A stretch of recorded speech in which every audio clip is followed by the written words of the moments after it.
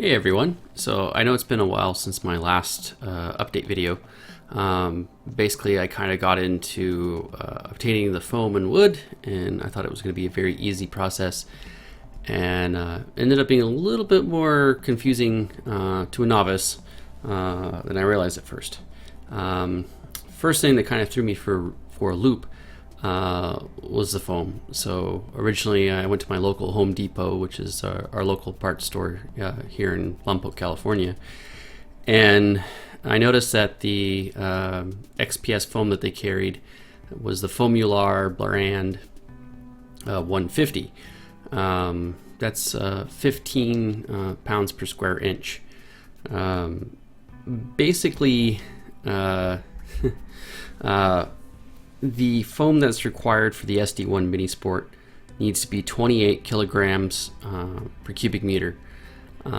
That density, through various Google calculators and other things I was looking up, is actually around 40 psi. So the 15 psi is no good. So what I ended up doing is I asked them, can you guys order something else? And they suggested that Foamular by Owens Corning makes a 400 series, which is 40 psi. They also make a 600 series, being 60 psi, all the way up to 100 psi. The trouble with this is they basically needed to special order it, and even though I only need like 2 or 3 of these 4x8 foot panels, they would only order it if I bought something like 96 panels, so several $1,000s worth of foam panels. And I was like, oh my god. So I started looking around on the internet. Owens Corning was actually fairly nice. They sent me some contact lists and some other stuff for like major distributors that you then have to call, then they have to get their distributors, and it's just giant mess from going from the top to the bottom. I also looked into styrofoam. Styrofoam makes a brand called High Load, and the High Load 40, obviously being 40 psi, is the exact same XPS foam in the United States, but it's blue rather than the pink stuff. Dow Chemical, just the absolute worst customer service I've ever seen, because I kind of wrote them saying, being honest, that I'm building a kit plane and where can I find your guys' foam? And they wrote me back basically saying that, we don't endorse using foam for airplane purposes and we won't tell you anything. So every single attempt I ever tried to get a response from them was met with, we're just flat out not going to tell you. So Dow Chemical, not so happy. So one of the things you're probably wondering is, why are Formula 400 and styrofoam not found in California? When I was researching it, there was some issues with an assembly bill that was passed that had something to do with the fire retardants that are used in the foam to be sold in California. But then, I was getting kind of confused because Home Depot was going to, order me 93 panels of it. So I'm not exactly sure how that law applies in California and to what degree. I did look around online, and I did find Menards, or I don't know how to pronounce it, but this great map here basically shows you, if you live in any of these states in the United States, you can go to any of your local stores here and you can pick up the Foamular, and I think also the Styrofoam High Load directly. So they'll actually do a free in-store pickup. They won't ship it, which is annoying, but you can go there and pick it up.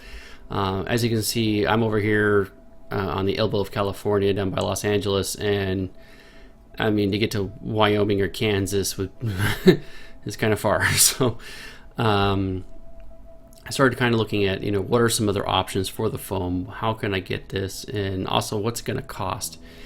And I started posting on the English-speaking forum for the SD-1 Minisport, and I had Mr. John Vining, who I think is one of the only other builders here in the United States, and he's in Ohio.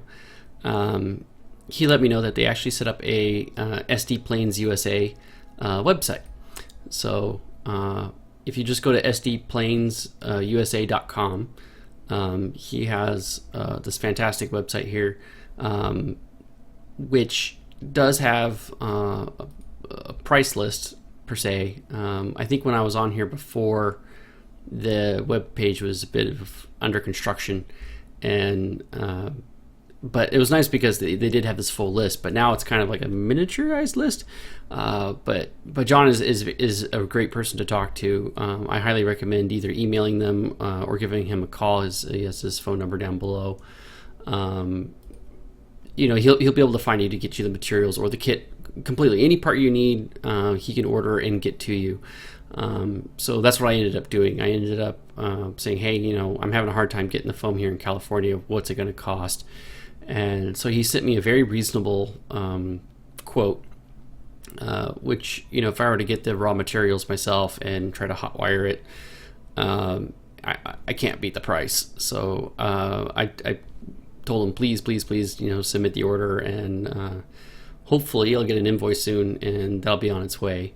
In the meantime, I was working on wood, and I went to Aircraft Spruce, naturally, because they have an office on their west coast, which is based in Corona, California. Corona is only, 3 or 4 hours away from here. So the freight shipping is affordable and reasonable. So I thought, Aircraft Spruce for me definitely works out. I think with some of the other wood distributors out there, you can probably get better deals, whatever's geographically closer to you. I just feel very fortunate that Aircraft Spruce is so close to my location. But yeah, if you're actually on there and you go to their wood products, the two basic things that we basically need is their cap strips, their spruce cap strips, and their finished birch plywood. Now, I had to go through this list and what was listed on the materials, and it was rather daunting. I actually ended up submitting the list to Aircraft Spruce directly, and at first I got an email from them basically saying, hey, we're not going to help you. That's not what we do. And I kind of pitched a fit and, being very frustrated that I sunk a lot of money into this, and I want to at least kind of get started, and I don't know where to start and how to start. And I've been working with the EAA guys and stuff at my local chapter 275. And luckily for me, one of the Aircraft Spruce employees, Josh Solis, wonderful individual who took on my order and trying to figure out everything I needed. He actually put in a special instructions to actually get everything milled down to metric sizes so they match the plans, which was outstanding. He also helped me here with the finished birch, and luckily on their website they actually have a section that's already in metric.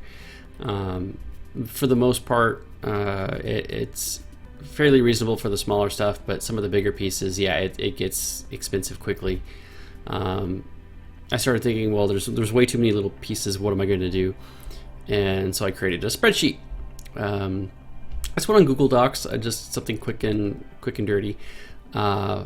So I can see where the cap strips, the 5/8 by 5/8, that they then cut down to 15 millimeter by 15 millimeter. And I kind of broke it up. The green section here is being all your cap strips, and all of the plywood being in yellow.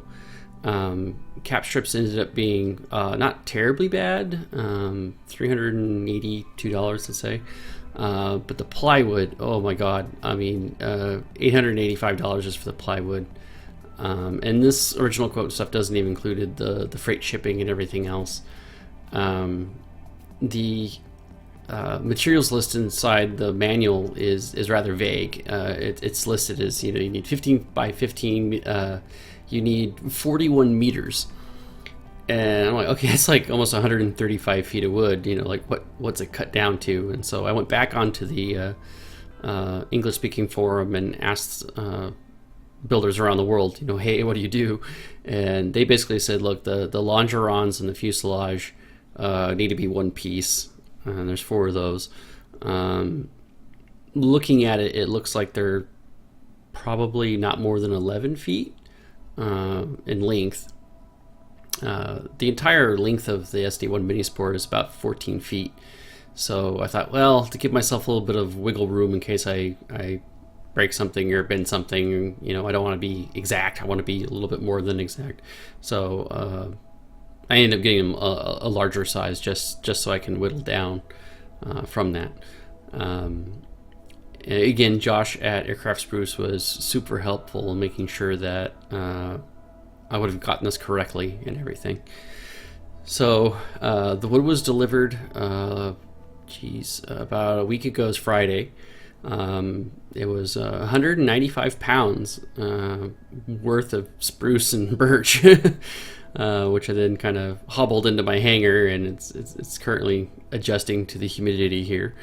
And I want to start working on stuff, and I know I need to order my two-part epoxy. I'm thinking about just getting T88. If you guys have a better brand or have better experience with two-part epoxy that you'd recommend, please write down in the comments. I'd love to hear what you guys have to say. And then the other area that I really need help with from you guys is that I need a table. So even my Experimental Aircraft Association guys said, hey, every builder starts with a building table. And the plans basically ask for a 36-inch, 3-foot wide table, or sorry, a deep table that's about as wide as 11 feet.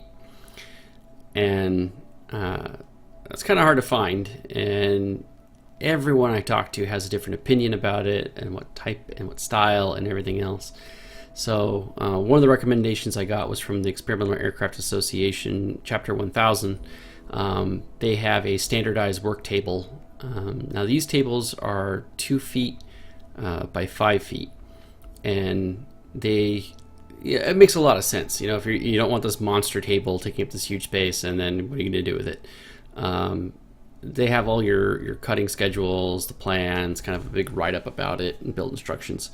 But I started thinking, well, you know, if this is only 2 feet wide, I'm going to need to put 2 of these together to make, you know, 4 feet. If I have to do probably the wings or something. And then, even then, if I put them, you know, side by side or whatever, they're going to be, you know, 10 feet, you know, long. So I don't really know what to do with these. And as I was kind of looking at their build instructions, they had roughly how much it would cost, and they were saying it was about $47 when they first did this in 1992, and about $60 in 1997. As you know, the inflation of the US dollar isn't the greatest, so I ran it in for 2016 dollars, and it was about $88 per table in 2016 dollars. So that was a little off-putting, especially if you need to have 4 of them. You start talking a lot of money. So I'm hoping that's not the case, and I'd really want to hear what you guys think and your experiences with a building table and trying to get something sufficient that's, you know, 3 feet by 11 feet. Again, I've never built a table. I've never had a shop class, so my experiences is rather limited. So I started Googling workbenches, and I came to the Bench Depot. Bench Depot is also located in California. They're about, I don't know, 6 or 7 hours away from me, near San Diego, right on the border with Mexico. And they had this Roosevelt series with a particle board top for a disposable top. And the pricing wasn't too terrible. They were looking at down here for 36-inch deep and 6 foot long. It's $156 if I get 2 of them. Each, of course. So for roughly around the same price as trying to get the EAA chapters, you know, 4 tables put together, I want to see if I can maybe just get 2 of these, because it looks like you just kind of bolt everything together, screw it on, and then hopefully everything's all plumb and level. And if not, I don't know, I guess adjust the legs. Again, please excuse my naivete with a lot of this material. I'm very kind of new to a lot of this, and I don't know where to go. So I'm sure a bunch of you are probably already rolling your eyes and writing in the comments, you know, just do this, idiot. So which I appreciate. Please point me out where I'm doing wrong. I would love to hear you guys, what your thoughts on as far as getting materials such as foam and wood and things for the future for other builders. Because I ended up getting the materials kit reduced, and it was great for saving on shipping from the Czech Republic, not having the wood, getting the wood locally, and the wood did seem to be not that big of a problem, but the foam, I don't know where you guys live, if you have similar problems trying to find a 40 psi or higher XPS foam. So yeah, maybe if you guys can Google where you live locally and join in the discussion here to this video, it'd be great to hear your guys' feedback and your experiences. And yeah, because I know once I get the foam kit in, which is the ribs and the bulkheads, I'm still going to be missing things like the wing leading edge, which is usually either made from XPS foam or from balsa wood. And personally, if I had to deal with the leading edge here, balsa wood sounds like something that's going to dent and stay dented, where if I had the XPS foam, you know, maybe hanger rash would be slightly less of an issue. Again, I'm being super naive about this. I really don't know. So I'd like to hear what you guys think. And again, sorry for such a delay in getting this video out. Having a little bit of material hiccups definitely kind of threw me for a spin for these last 2 months. So yeah, I'll hopefully once we start getting the other materials in, we'll start getting some building videos put out on a more constant basis. So thank you guys all for your patience, and look forward to putting this playing together with all of you and getting your guys' feedback and insights and advice as this project progresses. So yeah, in the meantime, definitely guys, go check out sdplanesusa.com. Check out what John has for offers and build prices and everything. It's based in Ohio. So yeah, if you guys are on the fence about getting an SD plane Minisport, SD-1, definitely contact John, and yeah, take the plunge, get building, and we'll get through this together, guys. So thank you. See you in the next one.